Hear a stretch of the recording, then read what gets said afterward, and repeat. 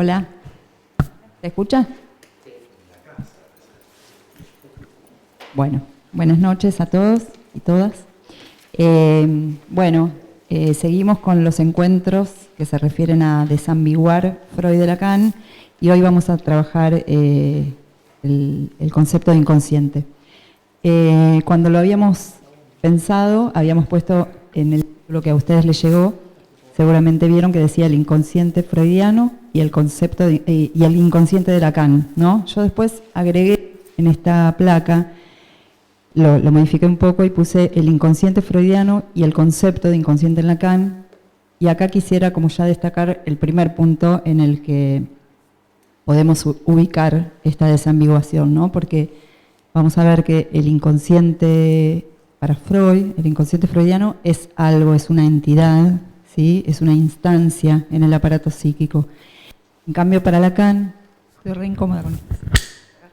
En cambio para Lacan, el inconsciente es un concepto. Ahí ya me parece que hay una diferencia para ubicar y, bueno, por eso se las comento. Después, el inconsciente freudiano como sintagma. Bien, ¿no? La idea de que el inconsciente quedó asociado al inconsciente freudiano. La idea que estableció Freud de un modo en el que trascendió, porque es la idea que trascendió y no la de Lacan. Entonces, traje una cita de Jean-Marie Weiss, El inconsciente de los modernos, que dice: la revolución psicoanalítica fue considerada como una nueva era, la del conocimiento científico y riguroso del espíritu humano, relegando lo anterior al obsoleto. La humanidad había accedido a la edad adulta en la comprensión de que el conjunto de los procesos del espíritu humano escapa a la conciencia y obedece a leyes rigurosas. Pero ese descubrimiento fue absorbido en parte por una concepción metafísica que pasó a considerar al inconsciente como la verdad última de lo humano. La verdadera conciencia de sí pasa a ser el conocimiento del inconsciente. Entonces me parecía interesante destacar justamente que la idea de inconsciente freudiano, considerado como la entidad, como lo oculto, como lo más profundo, lo más verdadero de cada quien, que fue lo que trascendió, que es lo que vamos a distinguir de la lectura que después hizo Lacan, pasó a ser, como dice este autor en su libro, lo no dicho de la metafísica moderna. Ocupó ese lugar, ¿no?, de lo no dicho de la metafísica moderna, y que solo el concepto de Lacan de inconsciente, solo considerar el concepto de Lacan como un saber no sabido en acto es lo que lo podía sacar de ese lugar. ¿Ahí se escucha mejor? Bueno, eso para empezar, ¿no? Es decir, cómo el inconsciente freudiano trascendió como un yo profundo, ¿no? Bueno, ahora pasamos al inconsciente freudiano, primera tópica. Hay muchas cosas que voy a decir que ustedes ya conocen, pero bueno, me parece importante como retomarlas y recuperarlas. Voy a hacer hincapié porque obviamente cuando nos propusimos trabajar esta distinción y esta desambiguación, había muchos modos de abordarlo. Yo me voy a centrar sobre todo en los aspectos que tienen que ver a la relación entre el inconsciente y el lenguaje.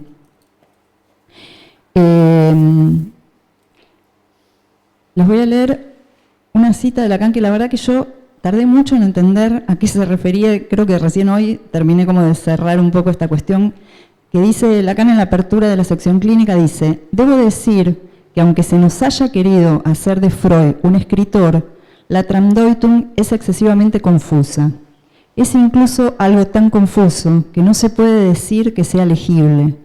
Me gustaría saber si alguien la leyó realmente de punta a punta.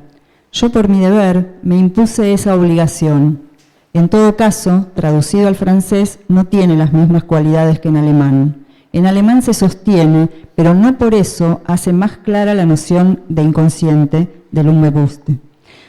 Digo que no entendía muy bien porque más allá de que parece clara, creo que el énfasis que pone Lacan es en relación a la lectura. Y me parece que esa es la operación que él hace respecto de la Traumdeutung, de lo que aparece en la interpretación de los sueños como el aparato psíquico. Es algo que lo voy a desarrollar más adelante. Pero bueno, recordamos que para Freud, en este capítulo de la interpretación de los sueños, donde plantea el esquema del peine, aparece el primer sistema de huellas, ¿no? El originario, lo más arcaico, y en la carta 52, que es un antecedente de esta propuesta, dice: nuestro mecanismo psíquico se ha generado por estratificación sucesiva, pues de tiempo en tiempo el material preexistente de huellas mnémicas experimenta un reordenamiento según nuevos nexos, una retranscripción. Bueno, ustedes recordarán que el polo perceptivo es el que está en aquel extremo y lo que hay en el medio son las huellas que provienen de los acontecimientos efectivamente ocurridos, es decir, las huellas son las marcas que quedan de esos acontecimientos. Es un esquema, bueno, y en el otro extremo, que es el polo motor, atrás del preconsciente aparece lo que ubica Freud como inconsciente, porque es el esquema intenta sacar al inconsciente del aspecto puramente descriptivo y ubicarlo como instancia, ¿no? Él está intentando hacer ese trabajo de sistematización, darle un lugar de instancia. En este esquema hay un movimiento que es lineal y unidireccional, y además él se refiere a que también las huellas entre sí están vinculadas de cierta manera en relación a cierta facilitación o ciertas barreras entre ellas, ¿no?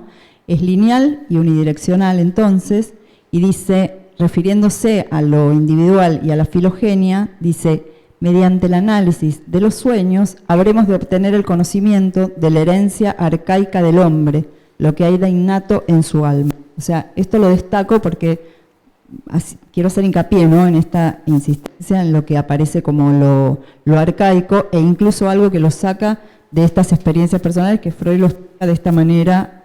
Acá digamos varias veces va a decir que la ontogenia repite la filogenia.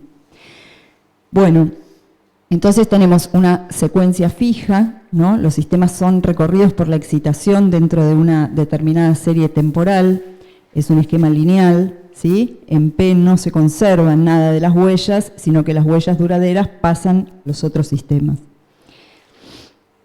Bueno, recuerdan que este esquema en realidad Freud lo planteó para explicar el proceso de regresión que se produce en el sueño, la figurabilidad, porque lo que aparece es en lo perceptivo, y es algo que no puede explicar Freud, que se plantea como una contradicción en relación al modelo que pretende dar para explicar eso, ¿no? Entonces, este modelo, lo que aparece son la experiencia, es lo primero, esto lo destaco porque es lo que después voy a contrastar con lo que plantea Lacan de entrada, y los sucesos acaecidos que vía percepción quedan inscriptos en huellas de memoria. Bueno. Salteo algunas partes porque para ustedes son conocidas. Bueno, respecto de la energía que en el inconsciente, bueno, acá empieza a destacar las características de las instancias, de las distintas instancias, y en el inconsciente tenemos el proceso primario, que es la energía libre o móvil, condensación y desplazamiento, que son las leyes o los modos en que esas energías se mueven, se comportan, la no contradicción, esto después lo voy a trabajar en relación a un filólogo que toma Freud, que es Abel, y en el proceso secundario, en el preconsciente, perdón, el proceso secundario, la energía ligada o quiescente y la censura operando entre ambos sistemas. Bueno, hay una preocupación de Freud que se mantiene desde la carta 52 y se mantiene a lo largo de los años, que es cómo explicar el pasaje de esas huellas, después serán las representaciones, de un sistema a otro. Es decir, Freud se plantea la pregunta de si es que la representación se mueve al otro sistema y mantiene su lugar en el sistema anterior y coexiste en los dos sistemas, o si va a pasar de uno a otro. Eso es un problema que se le plantea a Freud y que lo intenta resolver, porque no lo termina de resolver. Justamente creo que es lo que aporta después la solución topológica de pensar el tema de la doble inscripción, pero con la topología no me voy a meter, es algo que va a trabajar más Adriana. Pero es algo que en este caso plantea y dice, acá aparece la idea de traducción. Y traducción, justamente lo busqué, porque del latín significa hacer pasar de un lugar a otro, hacer pasar de otro lado, ¿no? Esta es la idea que aparece en este momento acá en Freud para explicar este problema. Bien.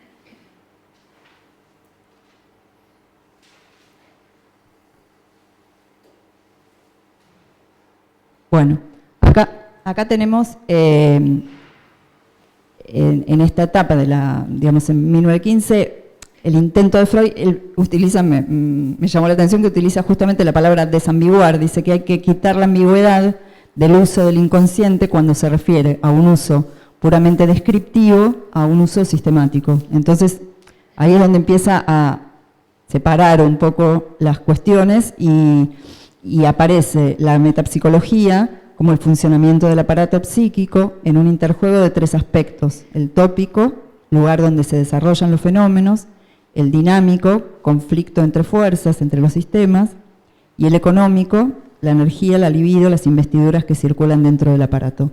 En esta etapa, el inconsciente está sostenido en la represión, es la represión la que funda el inconsciente. La represión primordial, la represión secundaria, ¿se acuerdan que aparecían las investiduras y las contrainvestiduras y como ese funcionamiento de atracción, ¿no?, hacia lo inconsciente? Y el núcleo del inconsciente está formado por agencias representantes de pulsión que quieren descargar su investidura, que las llaman mociones de deseo. Dentro del inconsciente no hay sino contenidos, subrayados míos, investidos con mayor o menor intensidad, ¿no? Y acá de nuevo lo que les traía respecto de lo arcaico, fíjense que dice, el contenido del inconsciente puede ser comparado con una población psíquica primitiva. Si hay en el hombre unas formaciones psíquicas heredadas, algo análogo al instinto de los animales, eso es lo que constituye el núcleo del inconsciente. ¿Así se escucha mejor? Sí. Ah, porque yo no escucho nada. Bien, a esta altura, el mismo problema que les comentaba recién respecto de lo que ocurría de un sistema al otro, Freud lo propone como un cambio de estado, una mudanza de investidura. Dice, la contrainvestidura es el único mecanismo de la represión primordial. En la represión propiamente dicha, se suma la sustracción de la investidura preconsciente.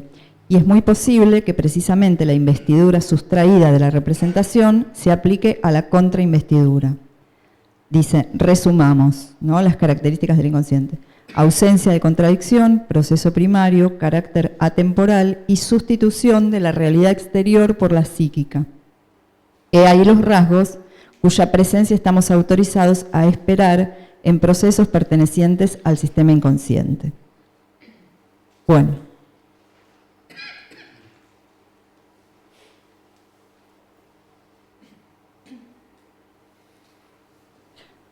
Y por último, en relación a esta temática de los modos en que Freud explica este cambio, de esta mudanza, que hasta ahora era esto de las investiduras, aparece la distinción, aparece no, porque en realidad esto ya había aparecido desde el texto de las afasias, ¿no?, pero acá aparece como explicación de este cambio de las representaciones de un sistema a otro. Dice, la representación consciente abarca la representación cosa más la correspondiente representación palabra, y la inconsciente es la representación cosa sola. O sea, ahí tenemos el inconsciente como las representaciones de cosa. El sistema inconsciente contiene las investiduras de cosa de los objetos, que son las investiduras de objeto primeras y genuinas. El sistema preconsciente nace cuando esa representación cosa es sobreinvestida por el enlace con las representaciones palabra que le corresponden. Subrayé digamos, por este que le corresponden, ¿no? Como eso está asociado, tiene que ver con la representación, tiene que ver con la parte objeto y la parte palabra, pero la parte palabra le corresponde a ese objeto, ¿no? Me parecía importante destacar eso. Entonces dice, ahora podemos formular de manera precisa eso que la represión en las neurosis de transferencia rehúsa a la representación rechazada, la traducción en palabras que debieran permanecer enlazadas con el objeto. La representación aprendida en palabras o el acto psíquico no sobreinvestido se queda entonces atrás, en el interior del inconsciente, como algo reprimido. Bueno, y la última cuestión referida al inconsciente freudiano tiene que ver con la segunda tópica, ¿sí? Donde ya el inconsciente abarca más allá de lo reprimido, hay una parte más vasta. Lo inconsciente ya no coincide con lo reprimido, las representaciones palabras son los restos némicos de lo que alguna vez fueron las percepciones. El ello se comporta como inconsciente, lo otro psíquico lo llamamos caos, una caldera llena de excitaciones borbotantes, y dice, un individuo es ahora para nosotros un ello psíquico no conocido e inconsciente, sobre el cual, como una superficie, se asienta el yo, desarrollado desde el sistema P, como si fuera su núcleo. Bueno, y también el yo con su parte reprimida. Bueno, ahora, ¿qué nos dice Lacan, no? Esta cita es de Instancia de la Letra, pero en realidad traje muchos aspectos que toma Lacan desde el Seminario 1, porque, volviendo a la cita que les leí al comienzo, me parece que justamente se trata de visualizar un poco la operación de lectura que hace Lacan sobre esto. Y él dice, la obra completa de Freud nos presenta una página de cada 3 de referencias filológicas, una página de cada 2 de inferencias lógicas, y en todas partes una aprehensión dialéctica de la experiencia, ya que la analítica del lenguaje refuerza en ella más aún sus proporciones a medida que el inconsciente queda más directamente interesado. Bueno, fui a buscar los filólogos de Freud y, bueno, los filólogos de Freud les comenté, Abel y Sperber. Ahora voy a trabajar cada uno de esos textos y lo que Freud toma de ellos, pero algo interesante es que, por ejemplo, Abel tenía bastante desprestigio en la comunidad científica de su ámbito y parece que se hizo como mucho más famoso por los desarrollos de Freud y por cómo Freud lo tomó y lo citó y lo divulgó, cosa que bueno, Benveniste hace unas críticas lapidarias, después si tengo tiempo se las voy a leer porque son muy interesantes, pero los filólogos referenciados por Freud comparten el interés por el origen, eso es como algo importante a destacar, ¿no? La idea del lenguaje en términos evolutivos, como signos de superación y de progreso cultural. Esa es la base de la lingüística de Abel, autor que Freud descubre en 1909, porque el artículo de Abel es de 1884, el primero, y Freud parece que lo descubre en 1909 y parece que se entusiasma mucho porque encuentra un montón de cosas que él había puesto en la interpretación de los sueños y de hecho le dedica después una nota al pie de 1911, que es sobre el sentido antitético de las palabras primitivas, que es un texto de Freud conocido, donde hace una reseña del libro de Abel. En la nota agregada de 1911 dice, Freud lo había citado, donde aparece la propiedad que tiene el sueño para figurar un elemento cualquiera mediante su opuesto en el orden del deseo, por lo cual, de un elemento que admita contrario, no se sabe a primera vista si en los pensamientos oníricos está incluido de manera positiva o negativa. La nota dice, por un trabajo de Abel, el sentido antitético de las palabras primitivas, véase mi reseña de 1910, me enteré del hecho asombroso, confirmado también por otros lingüistas, eso está medio en duda, de que las lenguas más antiguas se comportan en esto exactamente como los sueños. Al comienzo poseen una sola palabra para los dos opuestos de una serie de cualidades o actividades, fuerte, débil, viejo, joven y da otras. En otro texto, sobre el origen del lenguaje, expone su teoría según la cual las lenguas en estado original eran incomprensibles, como un matorral de homonimias y sinonimias. La metáfora es de él, dice Freud. Es el progreso de la razón lo que determina que se salga de la confusión polisémica y se establezcan las distinciones conceptuales. Dice Abel. Además, Abel también se interiorizó mucho por por el egipcio, dice, y bueno, entonces a Freud también esto le atraía y dice, el egipcio nos retrotrae al periodo de la infancia de la humanidad, periodo en el cual los conceptos tenían que ser conquistados de manera reflexiva. Les aclaro que acá reflexivo se refiere a un reflejo, no a lo racional, ¿no? Para aprender a pensar la fuerza había que separarla de la debilidad, para concebir la oscuridad, aislarla de la luz. Bueno, y otros ejemplos. El tema es que lo que dice Abel es que esa distinción de ese matorral, digamos, indiferenciado, se procede de la experiencia, es decir, la experiencia proporciona los elementos para poder hacer esa distinción. Y me pareció curioso porque justamente habla de la percepción de la alternancia entre la luz del día y la oscuridad de la noche, y entonces ahí dice que es justamente esa percepción de esa alternancia lo que permite separar día de noche. Bueno, y casualmente es el mismo ejemplo que nos da Lacan para hablarnos de cómo opera el significante, ¿no? En el seminario 3 dice, les hablé del día y de la noche. El día y la noche no son algo que pueda definirse a partir de la experiencia. El lenguaje comienza con la oposición, el día y la noche. A partir del momento en que existe el día como significante, ese día está entregado a todas las vicisitudes de un juego a través del que llegará a significar cosas muy diversas. Este carácter del significante marca de modo esencial todo lo que es del orden del inconsciente. La obra de Freud, con su enorme armazón filológico, jugando hasta la intimidad misma de los fenómenos, es absolutamente impensable si no se coloca en primer plano la dominancia del significante en los fenómenos analíticos. Bueno, les leo cortito, pero la verdad que lo de Benveniste con Abel es como tremendo. Dice, existe el riesgo de que la autoridad de Freud haga que esta demostración pase por cosa establecida, o en todo caso acredite la idea de que habría aquí una sugestión de investigaciones profundas. Ante semejante panorama no está de más indicar que hay razones de hecho que quitan todo crédito a las especulaciones etimológicas de Abel que sedujeron a Freud. Dice que Abel mezcla, para decir que estaba todo junto, dice, mezcla términos de la lengua alemana con la lengua inglesa, y entonces dice que, digamos, junta todo lo que a él parece parecido, dice Benveniste.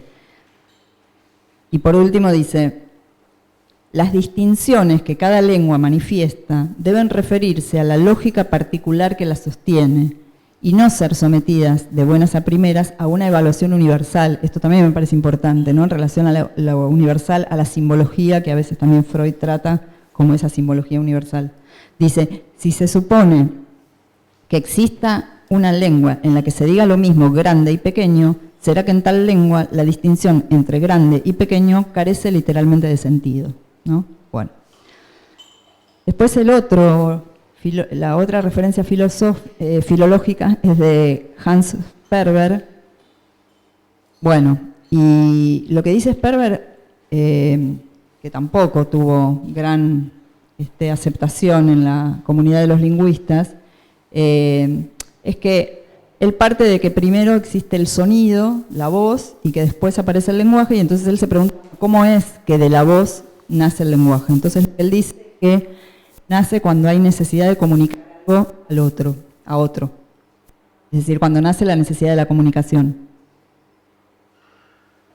Bueno, ¿y dónde para Sperber nace la principal necesidad de comunicación? En la sexualidad. Entonces todo parte de esa necesidad sexual que hace que el grito se transforme en algún término, habla del vocabulario, para poder comunicar al otro y para poder tener el encuentro con el partener.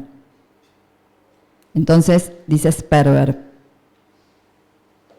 en realidad la cita de Freud, ¿no? La cita de Freud es de la conferencia El simbolismo en el sueño de 1915 y dice, un investigador del lenguaje, Hans Sperber, que trabaja independientemente del psicoanálisis, me gustó como diciendo, lo confirma y no me leyó, digamos, como que no tiene nada que ver, como diciendo, por otro lado vienen encontrando lo mismo que encontré yo. ha sentado la tesis de que necesidades sexuales han tenido la máxima participación en la génesis y ulterior formación del lenguaje. Los sonidos iniciales del lenguaje servían a la comunicación y llamaban al compañero sexual. El hombre primordial habría convertido su trabajo en algo agradable, por así decir, tratándolo como equivalente y sustituto de la actividad sexual. La palabra proferida en el trabajo común, prosigue Sperber, tuvo así dos significados. Designó tanto el acto sexual como la actividad de trabajo que se le equiparaba. Bueno, dice, lo importante es que las raíces lingüísticas, todas de origen sexual, son.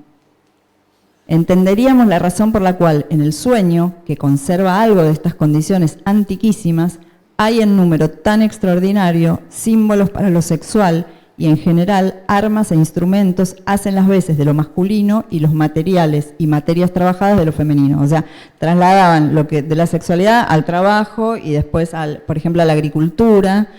Es increíble, no se los traje porque no hay tiempo, pero es como entre delirante y gracioso porque hasta Edipo lo interpreta como arar en la tierra, no sé qué, bueno, hasta no se priva de también tomarlo en relación a los griegos. Bueno.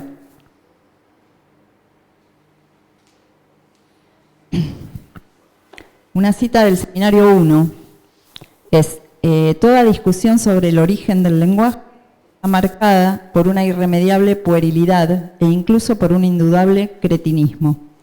Siempre se intenta hacer surgir el lenguaje de váyase a saber qué progreso del pensamiento. ¿Cómo esto es posible si primero está el símbolo, que es la estructura misma del pensamiento humano? Bueno, el lenguaje con su estructura preexiste a la entrada que hace en él cada sujeto, eso es de instancia de la letra. El sujeto depende del significante y el significante está primero en el campo del otro. Todo surge de la estructura significante. Bueno, el tema es lo que hace Lacan. Por eso decía, agarré el seminario 1 porque ya me di cuenta que ahí estaba todo, de entrada estaba todo, ¿no? Porque fíjense lo que hace Lacan con el esquema del peine. Esa es mi manera muy artesanal de poner un esquema en el PowerPoint. No se ve muy bien, pero abajo dice, donde está cortado dice esquema de Freud. Ni siquiera dice mi esquema del esquema de Freud. Pero al lado del polo motor, donde Freud había puesto las huellas, H1M, Lacan pone S1, S2, S3. O sea, ahí ya nos cambió todo, nos dio vuelta todo. Me pareció algo muy interesante que le escuché decir a Alfredo, que yo no me había dado cuenta, es verdad. Si quiere que pone significante, además pone letras, con lo cual ya da un paso más. Pero bueno, ahora tenemos toda la cuestión del significante y la lógica del significante operando de entrada, cosa que nos cambia absolutamente. Ya no va a haber adentro y afuera, ya no va a estar, no va a haber una huella de una cosa, está perdido eso. Bueno, voy a tratar de trabajar eso en el breve tiempo que me queda.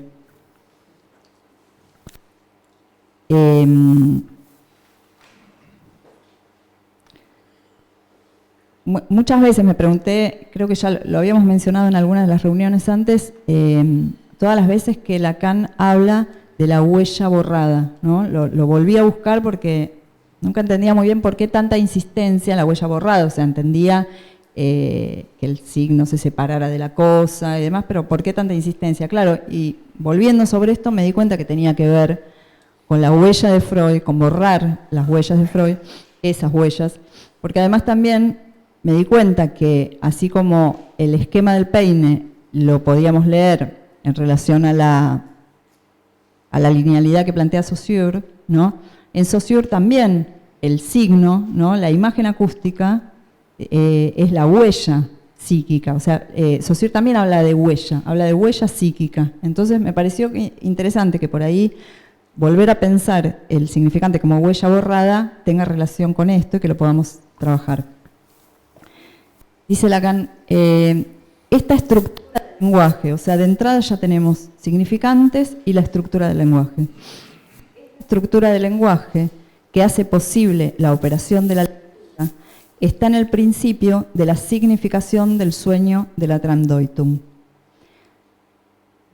Y además cuestiona, Lacan dice que se desconoció el papel constituyente del significante en el estatuto que Freud dio al inconsciente de un modo formal. Acá es donde yo digo que Lacan hace una lectura de esto y hace una lectura de lo que está en juego en el planteo de Freud, obviamente produciendo algo diferente que a lo mejor ya en el seminario 11, más claramente, ¿no? Cuando él dice, aparece ese título de la segunda clase, el inconsciente freudiano y el nuestro, ahí ya la distinción es como más clara en términos de su concepto, pero acá ya está haciendo una lectura absolutamente novedosa en relación a articularlo esto con la estructura del lenguaje que nos cambia todo.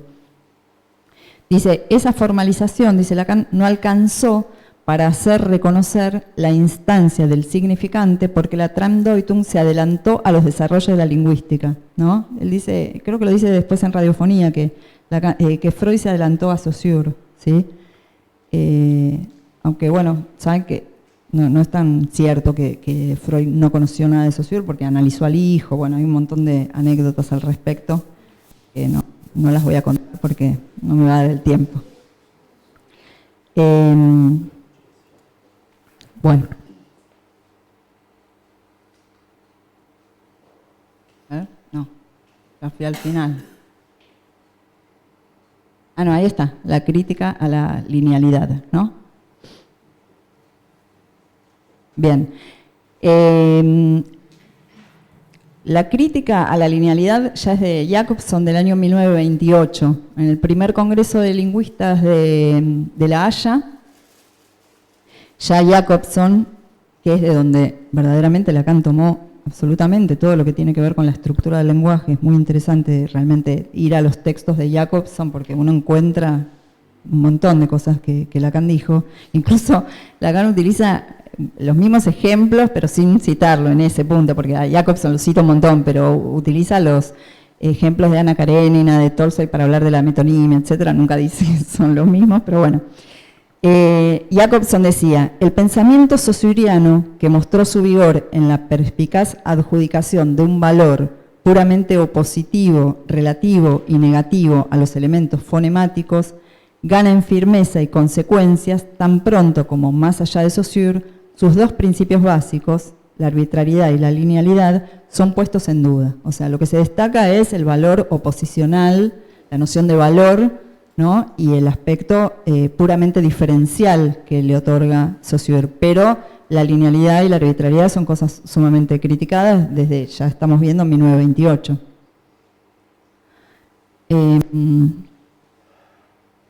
Y fíjense lo que dice Lacan en el seminario 3, ¿no? Hay primero un conjunto sincrónico, la lengua en tanto sistema simultáneo de grupos de oposiciones estructurados. Tenemos después lo que ocurre diacrónicamente en el tiempo, que es el discurso. No podemos no poner el discurso en determinada dirección del tiempo, dirección definida de manera lineal, dice Saussure. Le dejo la responsabilidad de esta afirmación, no porque la creo falsa. Fundamentalmente es cierto que no hay discurso sin cierto orden temporal, pero no es totalmente exacto que sea una simple línea. Es más probable que sea un conjunto de líneas, un pentagrama. El discurso se instala en este diacronismo, o sea, en esa diacronía, pero en cada punto está presente todo el sistema, todo el conjunto. Lacan habla, por ejemplo, de muchas maneras. Por ejemplo, el pentagrama, la noción de la alusión al pentagrama está en muchísimos lugares, incluso en algunos habla de partituras, es decir, de muchos pentagramas. Después, bueno, trabaja otros, como ustedes saben, Cadena, Enjambre, otros más. Pero la idea central es esta, es que no hay linealidad. Como decía Jacobson, para Saussure cada uno es un punto, cada fonema es un punto, ¿no? Y acá en cada punto está toda la estructura, porque la sincronía está presente de entrada. Dice, por ejemplo, dice Lacan en Instancia de la letra, pero aprendemos que el psicoanálisis consiste en pulsar sobre los múltiples pentagramas de la partitura que la palabra constituye en los registros del lenguaje, de donde proviene la sobredeterminación que no tiene sentido si no es en este orden, ¿no? Diferenciándose claramente de la idea de sobredeterminación del síntoma en Freud. Bueno, otra cosa que también trae Lacan es dice, lo que Freud llama condensación, en retórica se llama metáfora, y lo que llama desplazamiento es la metonimia, que no es exactamente lo que dice Jacobson. Digamos, no me voy a meter con eso porque no tenemos más tiempo, pero sí, que tampoco es lo mismo la condensación que la metáfora, ¿no? Claramente no funciona igual. Dice, la estructuración, la existencia lexical del conjunto del aparato significante son determinantes para los fenómenos presentes en la neurosis, pues el significante es el instrumento con el que se expresa el significado desaparecido. Por esta razón, al atraer la atención sobre el significante, no hacemos más que volver al punto de partida del descubrimiento freudiano. O sea, de nuevo, ¿no? Esta idea de volver al significante, pero en el significante ya tenemos la huella borrada, ya no hay lazo entre la cosa y el signo, tenemos que no hay linealidad, tenemos la sincronía de entrada, tenemos la estructura significante funcionando en su conjunto, no tenemos nada dentro de nadie, ¿no? Bueno, todas estas ideas que van cayendo. Bueno, y otra es la crítica también a la sustancialidad, ¿no? Dice Lacan en el Seminario 1 también, para saber dónde está el soporte material biológico, Freud considera resueltamente el discurso como una realidad en tanto tal, una realidad que está allí. Freud no disponía aún de la noción, aislada como tal, de soporte material de la palabra. Hoy habría tomado como elemento de su metáfora la sucesión de fonemas que componen parte del discurso del sujeto. Bueno, una aclaración también en relación a esto de la metáfora y de la metonimia que introduce acá Lacan, es que también se diferencia de la idea lingüística de la metáfora, porque cuando los lingüistas hablan de metáfora, lo que viene a sustituir, lo que viene a sustituir y el elemento sustituido tienen una relación de semejanza, de similitud, hay alguna relación entre ambos. Lacan lo que dice es que la relación es de significante a significante, que ocupan el mismo lugar, o sea, el valor posicional que tienen, que por eso puede ser uno al lugar del otro, pero no porque tengan una relación de similitud, eso también es importante destacar.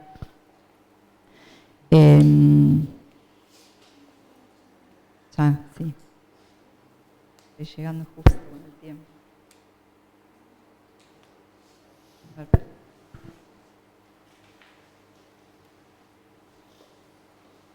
Bueno, no, me quedaba esta. Bueno, creo que esto ya lo desarrollé. Bueno, otra cosa que también aparece entrada, ¿no? El inconsciente es aquella parte del discurso concreto en cuanto transindividual, dice Lacan, en función y campo, con lo cual ahí ya nos saca del adentro de alguien. No, podríamos trabajar mucho más con eso, que después puede ser tratado como el entre, que tampoco es de nadie, pero bueno. El inconsciente como discurso del otro, el sujeto recibe su propio mensaje en forma invertida del otro. Bueno, y toda la estructura del lenguaje es esto que yo les decía, que Lacan toma de Jacobson. Este es un esquema que saqué del libro de Alfredo, donde además tampoco es que un significante, digamos, siempre el significante viene en pares oposicionales, y esos pares articulados de a dos, ¿no?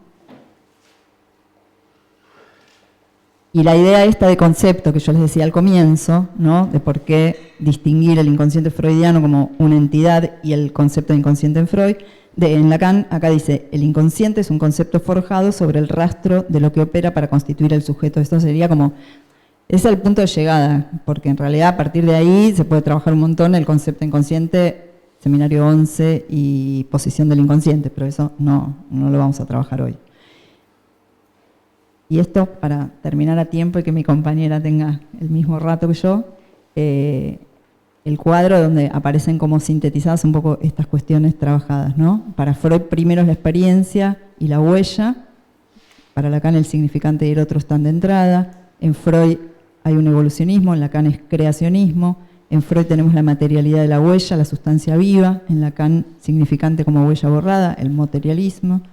En Freud tenemos instancia, entidad, en Lacan concepto, en Freud linealidad, en Lacan cadena, significante y muchos otros, y en Freud condensación y desplazamiento, metáfora y metonimia. Bueno, eso es todo por hoy. Le paso a Adriana, que va a trabajar sobre todo la relación entre inconsciente y espacio. Hola, ¿se escucha ahí? ¿Se escucha?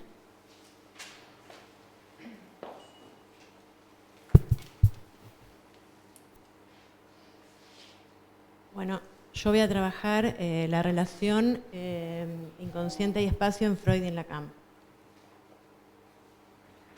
Lo primero que voy a decir es que el inconsciente freudiano, busqué todas las referencias, algunas en Freud que fueron mencionadas por Irene y muchas en Lacan vinculadas con el espacio.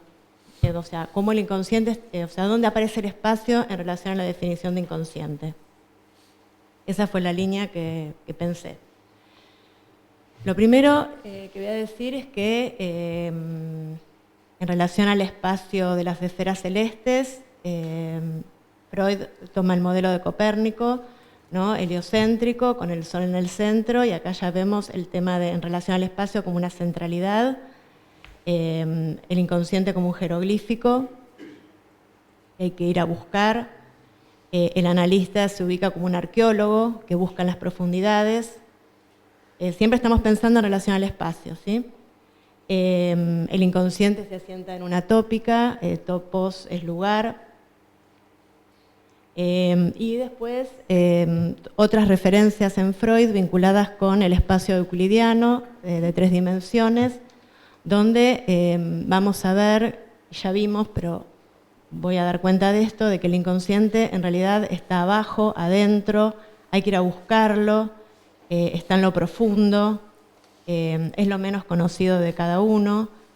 Freud, en relación a la división entre consciente e inconsciente,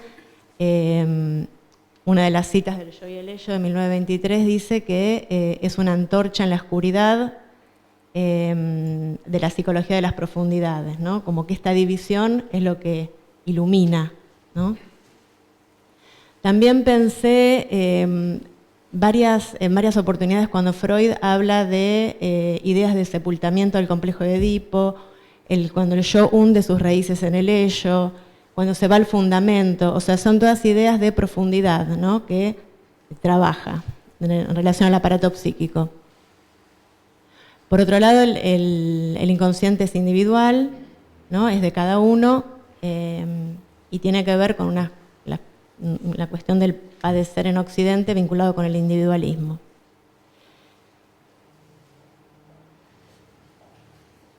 En 1923, para continuar un poco lo que dijo Irene, para continuar una continuidad histórica de la obra, en la segunda tópica, bueno, aparece la imagen del huevo, el esquema del huevo, y aparecen el ello,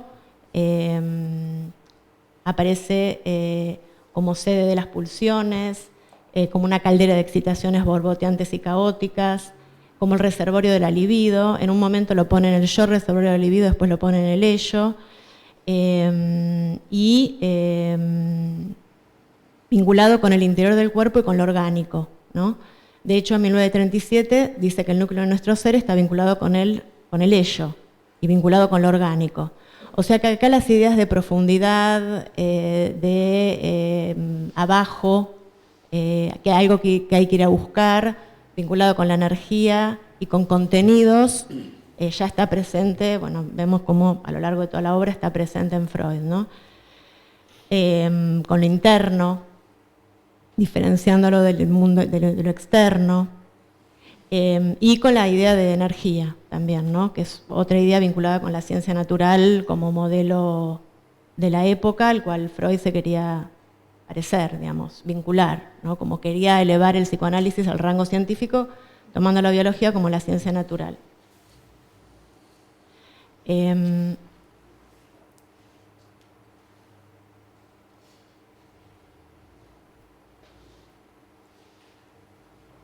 Ahora voy a pasar al inconsciente en Lacan, porque ya lo de Freud fue descrito bastante por Irene. Yo solamente quería mencionar la cuestión de la profundidad del vínculo con lo orgánico y de la sede de los instintos y la cuestión pulsional, ¿no? Vemos que en relación al espacio de las esferas celestes, de los planetas, Lacan ya se ubica, toma Kepler, ¿no?, como modelo de pensamiento. Kepler también genera el vínculo de el concepto de elipse, que es un concepto, que es una idea, que en realidad no es algo que se ve, sino que tiene que ver con una reflexión, ¿no?, con una cuestión racional, una idea, un concepto que no necesita verlo para desarrollarlo, en donde no hay un centro, sino que hay dos focos, donde en uno está el sol y en otro no hay nada. Esto en relación al espacio más macro. Lo que yo voy a trabajar en relación a la cuestión del espacio van a ser estos temas. Una es que se articula el inconsciente a la banda de Moebius.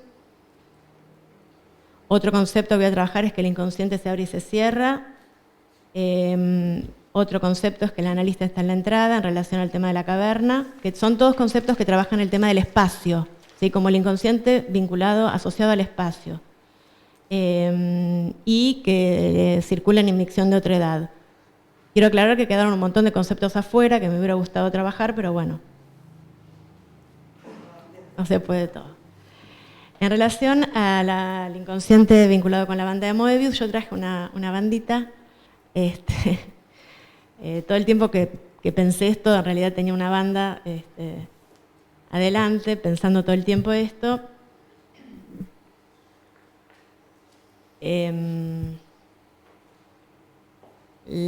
Primero, Lacan trabaja con un espacio que es topológico y no euclidiano, donde, bueno, la topología es una parte de la geometría no euclidiana. Recurre a este concepto, ¿no? A la banda de Moebius es un concepto, en realidad, es un concepto, más allá de que uno lo pueda hacer en un papel, ¿no?, que tome un papel para poder trabajar y para poder intuitivamente pensarlo, pero en realidad es una idea igual que la elipse, ¿no?, el concepto de banda de Moebius. Y que utilizó este modelo como que responde a la estructura del sujeto del inconsciente como efecto del significante. Traje algunas citas para matizar todo este desarrollo. Una es que, acá hay una que dice que no hay nada más profundo que lo superficial, ¿no? Y voy a empezar a dar algunas características que son probablemente conocidas, pero las voy a recordar, ¿no? Esta idea de lo bidimensional de la banda, que no tiene profundidad.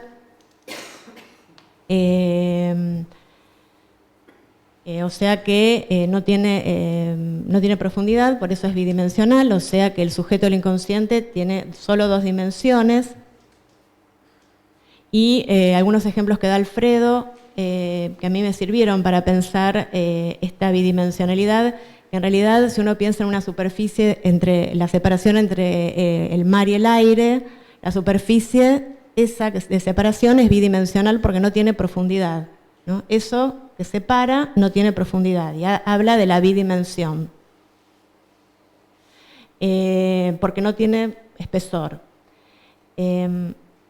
Otra de las características es la sumergibilidad, ¿no? En tanto recurrimos a un objeto, es un objeto bidimensional, que puede ser sumergido en el espacio tridimensional, mientras que otras figuras topológicas no. Los toros también pueden ser sumergidos.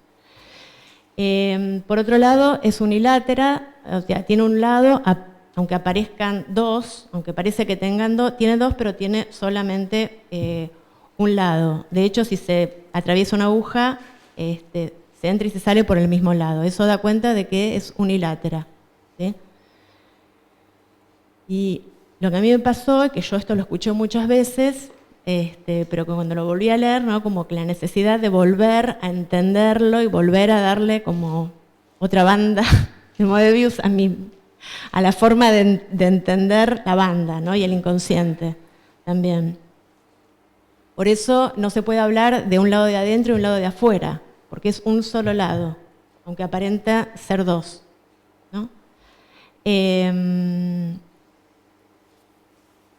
Entonces, también podemos decir que no hay una cara superficial y otra profunda, y acá también se diferencia de Freud. No hay adentro, afuera, externo, interno, no hay nada de esto, ¿no? Por otro lado, la banda es limitada, ¿no? Quiere decir que limita una superficie, pero no la encierra, es una superficie, limita una superficie y es abierta porque no la encierra, y acá Alfredo también da el ejemplo del aro de básquet, ¿no? Donde limita una superficie, pero la pelota entra, pero en una superficie que es abierta, ¿sí? Y que solamente el aro hace el límite con la superficie, ¿sí? Pero no la encierra, ¿no? Es abierta. Y tiene un solo borde, es otra de las características. Lacan, yo leí en algunos lugares que también dice que en realidad la banda es un borde y que el inconsciente también es un borde. Y que por otro lado sugiere la condición particular. Quiere decir que para trabajar el inconsciente, la idea es que es limitada, pero que tiene que ver con la condición particular de cada analizante, de cada uno. Por eso es particular. O sea, es limitada, abierta y tiene que ver con la condición particular de cada uno. Y que es abierta, en realidad, también vinculada con la articulación significante, ¿no? La apertura. Y por la emisión de otra edad, y por el lugar del otro, porque el significante nace el sujeto nace en el lugar del otro, o sea, hay como muchos conceptos vinculados con lo abierto. Otra de las características es que si uno hace un recorrido por la banda, si uno hace una flecha por la banda, uno ve que una flecha empieza por un lugar y termina de manera invertida, ¿no? O sea que, y esto da cuenta del sujeto del inconsciente, también de que en realidad cuando termina el deslizamiento por la banda, termina en forma invertida. Es lo que debería ocurrir, en realidad, en lo que se espera, y que los significantes pasan, ¿no? Que los significantes atraviesan, se deslizan por la banda de Moebius, ¿no? Para esto es necesario dar por lo menos 2 vueltas a la banda, ¿no? En un análisis. Entonces dice que el comienzo es el final, ¿no? Y si ocurre esto, su deslizamiento por la estructura ha cambiado. Y una cita del seminario 12 dice: el significante es de estructura moebiana, es sobre la misma cara, derecho o revés, que se encuentra su material. El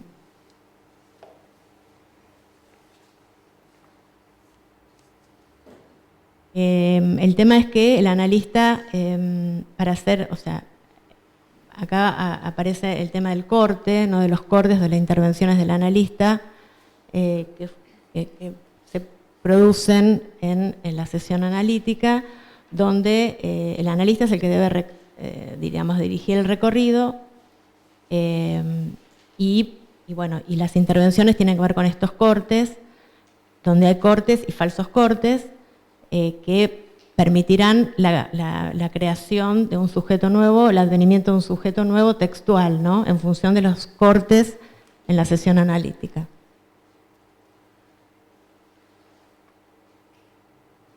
Por eso acá puse corte intervención, o sea, dice, en relación al corte significante, solo el psicoanálisis descubriría que hay un reverso del discurso, ¿no? A condición del corte significante e interpretarlo.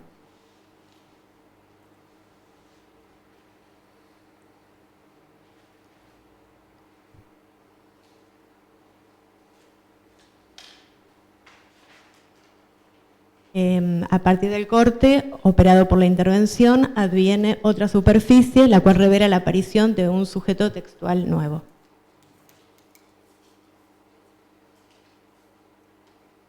Por otro lado, en relación al discurso, si existe el inconsciente es porque en realidad está dirigido a un analista, ¿no? Y en posición del inconsciente dice, es lo que decimos, y el discurso también como un soporte, ¿no?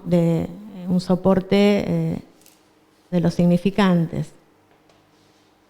Si no está el soporte en el discurso, el inconsciente no existe. Y como hecho discursivo no está dentro de nadie. Esto es lo que yo quería decir en relación al espacio, que no está dentro de nadie en realidad, que es un hecho discursivo, ¿no? No hay adentro. No hay que ir a buscarlo adentro.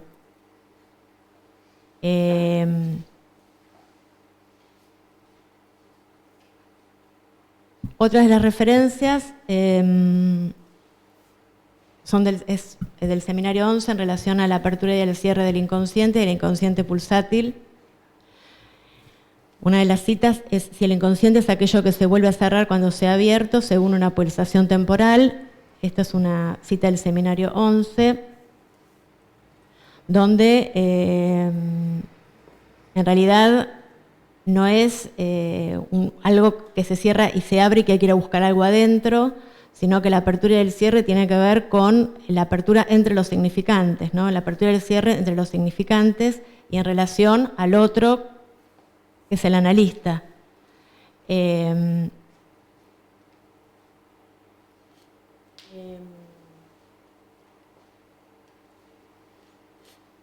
Otra de las citas es: el inconsciente es lo que es esta abertura que habla. Y por otro lado, este entre de los significantes habría que pensarlo como un espacio intervalar que se produce entre los significantes, en donde uno anticipa el segundo y el segundo retroactúa sobre el primero, ¿no?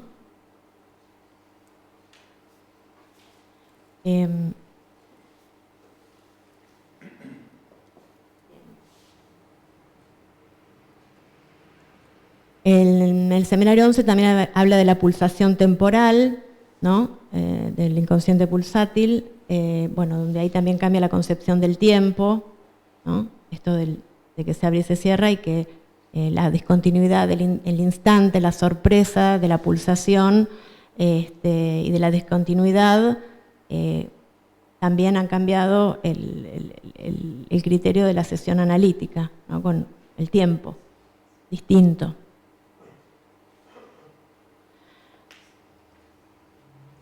Otra de las referencias de posición del inconsciente es en relación al tema de la caverna, ¿no? Que seguramente Lacan lo trabaja en relación a la antorcha que yo había dicho antes, ¿no? Donde Freud decía que era la antorcha que nos ilumina en las profundidades, y Lacan trabaja el tema de la caverna de Platón, donde dice que el lugar en cuestión es la entrada de la caverna, respecto de la cual es sabido que Platón nos guía hacia la salida, mientras que puede uno imaginar ver entrar en ella al psicoanalista. Entonces, ¿qué dice? Que el psicoanalista está en la entrada, en realidad, de que no, digamos, no hay que ir a buscar adentro, en lo profundo, ¿no? Y que en realidad la caverna de Platón, la idea de Platón es que uno sale a la luz, tiene que salir a la luz para después volver, ¿no? Tiene que ir sale de la caverna y después vuelve. Pero bueno, acá lo que está diciendo es que en realidad, o sea, oponiéndose a todas las ideas de profundidad y de interioridad, el analista está en la entrada. La cita no está completa, solamente tomé las partes que quiero desarrollar. Esta segunda parte de las cosas son menos fáciles, porque dice que es una entrada a la que nunca se llega sino en el momento en que están cerrando, ¿no? Porque el único medio para que se entreabra es llamar desde el interior. Y esta parte de la cita hace referencia a que en realidad esto también, que se abre y se cierra, ¿no? Que cuando uno llega se está cerrando, porque no es que se accede, uno fue y encontró algo, entonces se abrió, ¿no? Y que esto es discontinuo, ¿no? No es algo que uno va y lo encuentra, que es como la banda, ¿no? Y que hay un efecto de sorpresa incluso, ¿no? O sea, y que cuando uno está llegando se cierra. Y por otro lado, dice, tiene que estar abierto desde el interior. Para que se entreabra, aparte de esto de que se entreabra, es llamar desde el interior, o sea que tiene que ver con que interior no está referido al espacio interior, sino a que tiene que haber una demanda de análisis, ¿no? Tiene que haber alguien que elija ubicarse en un lugar de analizante para que todo esto ocurra, para que el inconsciente trabaje, ¿no? Se abre y se cierra, etc.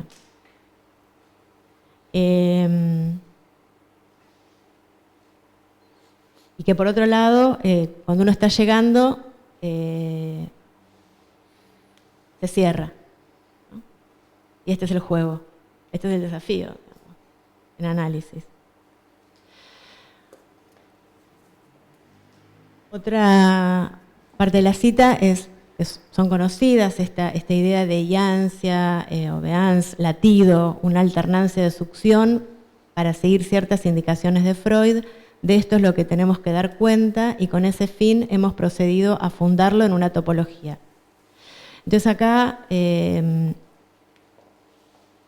idea de beance o beant en francés es sorpresa y también es apertura. Y, o sea, sorpresa vinculada a la apertura y latido, ¿no? Como que da diferentes denominaciones o nominaciones del inconsciente, como yancia, como apertura, como latido, una alternancia de succión. Acá el tema de la succión está referido a Freud, a la represión primaria que chupa, ¿no? Que tira para adentro. Y que no permite que algunos contenidos accedan a la conciencia, a eso se está refiriendo, pero también aquí da cuenta de espacio, ¿no? de adentro, de apertura, ¿no? Pero no tiene nada que ver con todo lo propuesto por Freud, ¿no? Y por último dice, la estructura de lo que se cierra se inscribe en efecto en una geometría donde el espacio se reduce a una combinatoria, porque en realidad es una combinatoria de letras, de significantes, ¿no? Es propiamente lo que se llama un borde, que tiene un borde, ¿no? Entonces,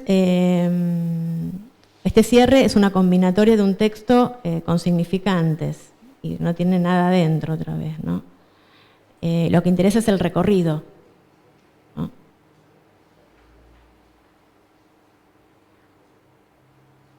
Por lo tanto, vemos acá un inconsciente totalmente vaciado, no hay complejo de castración, no hay complejo de Edipo, no hay aparato, no hay complejo de masculinidad, no hay significados, no hay sentido.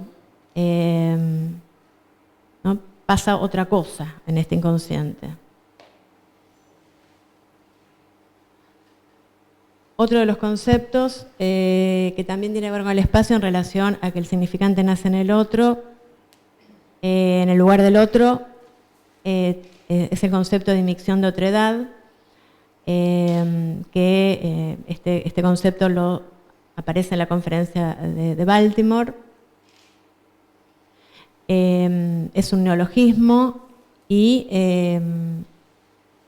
bueno, acá el tema de inmixción tiene que ver con una mezcla, con un blend, algo que no se, como dos elementos que no se pueden separar, que están mezclados, y que entre el sujeto y el otro esto es lo que ocurre, ¿no? Como que ocurre, el inconsciente ocurre en inmixción de otredad también, ¿no? Este es un concepto también distinto al espacio brindado por Freud, ¿no?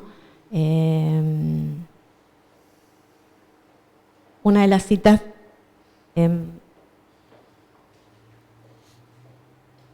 que aparece también en el seminario 2, que me pareció interesante, es lo que en el sujeto es del sujeto y no es del sujeto, ¿no? Como que Acá también, ¿no? Lo que es y lo que no es, ¿no? Es del sujeto y no es del sujeto, ¿no? O sea, también vinculado con la inmixción de otra edad, digamos, ¿no?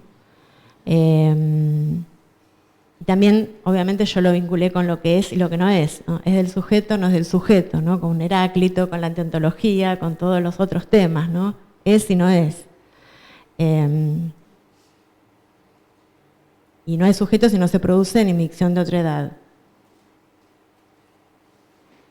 Por lo tanto, vendrá el sujeto al inconsciente si se lo considera, se lo concibe en un lazo con el otro, en un discurso, ¿no? También, por eso esto del lugar del otro, ¿no? También habla de espacio.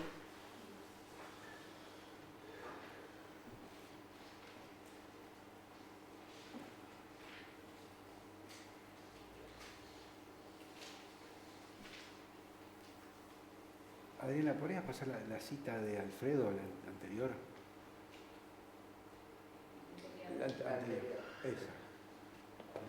Esa. ¿La leo?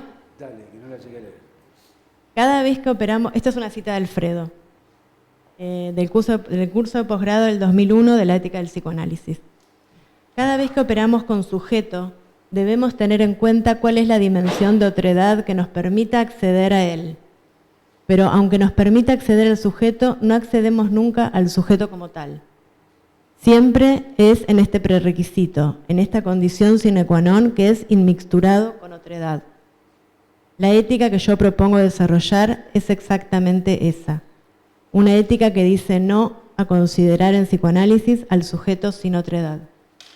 El sujeto sin otredad se llama individuo y el individuo es el máximo ideal de Occidente.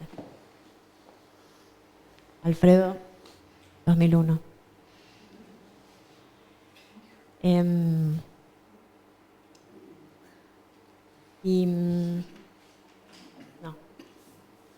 No, pero lo que quería,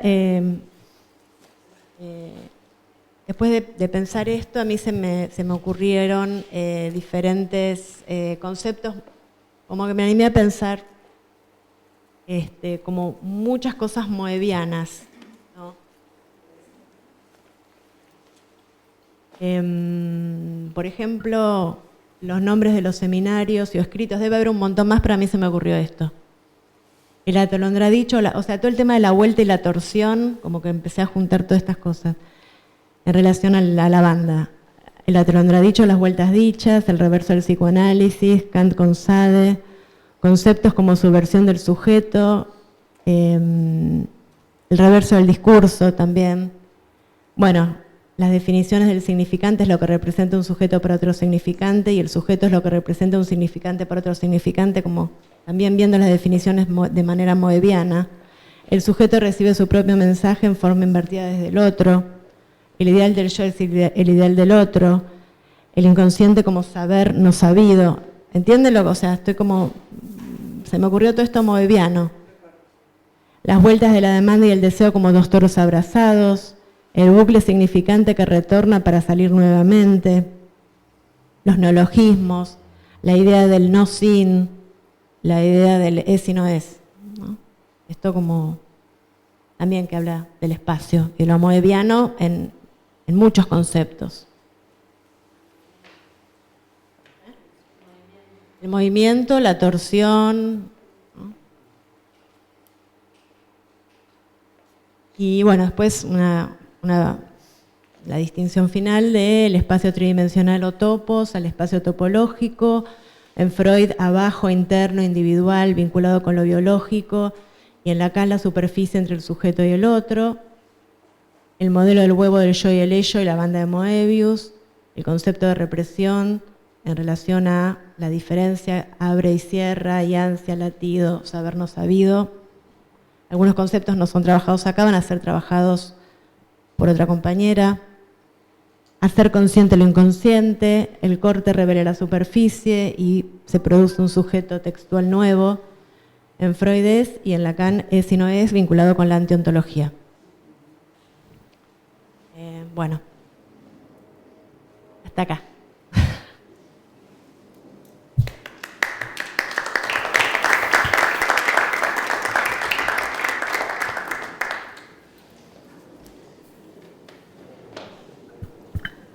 ¿Tienen preguntas o comentarios?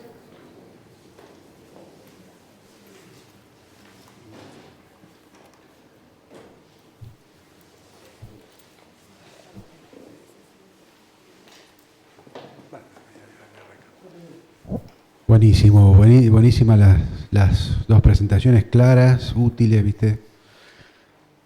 Y ya que estamos, pues quería preguntarles, vinculando lo que trajiste de Benveniste, Irene, con lo que decía, con lo que todo esto que plantea Adriana del espacio, porque la cita de Benveniste, que está buenísima, y ese artículo está genial, ahí está también lo del principio de no contradicción, que Benveniste dice que sí está, Benveniste dice que sí está, que está bueno leerlo ahí, porque él dice que sí está.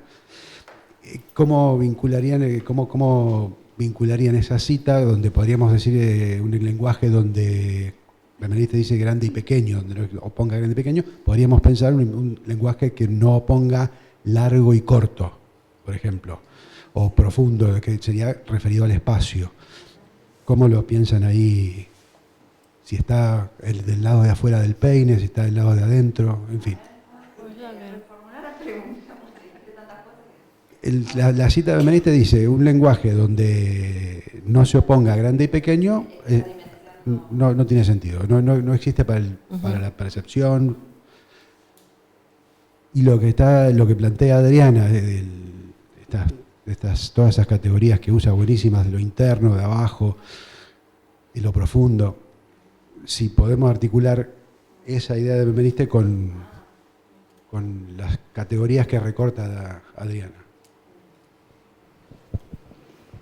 Sí, me parece que es justamente la intención de tomar el vínculo con la cuestión del lenguaje y tomar estos aportes de Jacobson tienen que ver con esta consideración de que no es el adentro y el afuera respecto al lenguaje, que no es que afuera están las cosas, que adentro se simbolizan, por decirlo de alguna manera. Me parece que esa es la crítica, porque además la crítica a la arbitrariedad de Saussure tiene que ver con esto, con que el gran paso que dio Saussure, que parecía que era despegar este naturalismo de la lengua, ¿sí?, se le mete por el lado de la arbitrariedad, porque que es también la crítica que le hace Benveniste, ¿no? Es decir, la arbitrariedad no podía ser entre el signo, el significante o en la imagen acústica del concepto, porque eso era digamos, las dos caras de la misma moneda. El problema de la arbitrariedad es que él lo está pensando en términos de referente. Entonces, acá lo que está diciendo es que no hay tal referente, ¿no? Me parece que eso yo lo articulo en relación a esa topología donde no se trata del adentro y el afuera, ¿no? Entonces, que no hay que ir a buscar nada, que circulan, los significantes circulan, la articulación significante en la banda circula. No, no hay ningún lugar. No hay ningún lugar. Ese lugar no.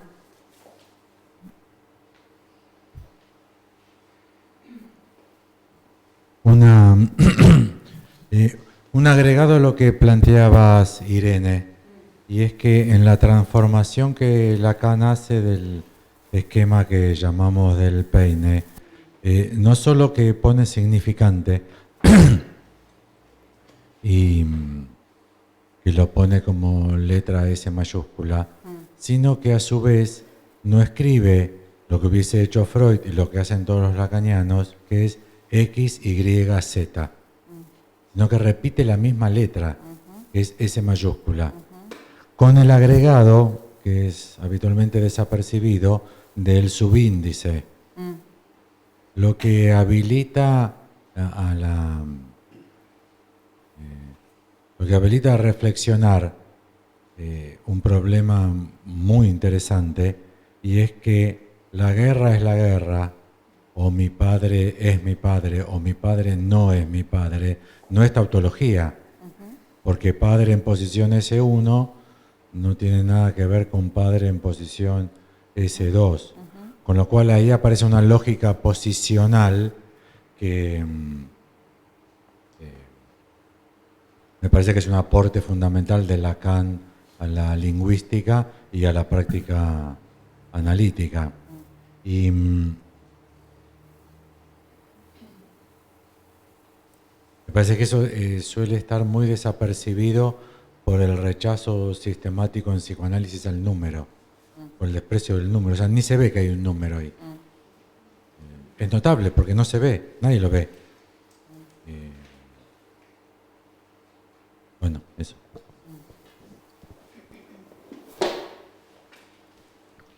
Sí, me parece muy importante esto que señalás. Efectivamente, pensaba también lo del valor posicional, que se me hizo muy claro cuando leí todas las distinciones en relación a la cuestión de la metáfora, donde Lacan hace hincapié todo el tiempo que se trata de la posición, la que viene el significante a sustituir a lo que no es una relación ni de analogía ni de semejanza, que es lo que plantean los lingüistas, ¿no? Que incluso es toda la discusión en el arte respecto de los surrealistas, que si vale cualquier cosa por cualquier cosa, o cuál es el vínculo que tiene que haber entre una cosa y lo que viene a su lugar. Y Lacan todo el tiempo destaca, es un lugar. Y de hecho, esto de la huella, que me acordaba que fui a buscar si efectivamente la huella de viernes era, que no era la de viernes, son otras huellas, pero que también Lacan señala que cuando supuestamente, si Robinson Crusoe hace una marca, ¿no?, que también habla del valor posicional que tienen, digamos, como que lo saca por completo de la cuestión de la huella en sí. Pero sí, efectivamente es, porque también si uno se pone a trabajar todas estas cosas del lenguaje, dice, bueno, pero al final, ¿qué somos, lingüistas?, ¿no? Como que es importante también pensar en esas diferencias.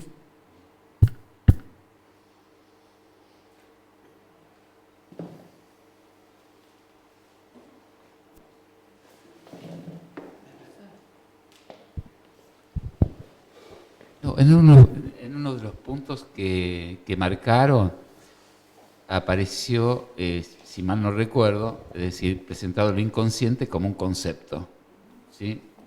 No digo mal, ¿no? Y me acordaba de que la palabra concepto en alemán, Begriff, es una palabra de uso absolutamente cotidiano y que alude a aquello que dice agarrar, es algo así como agarrar juntando, ¿no? Agarrar juntando, ¿m?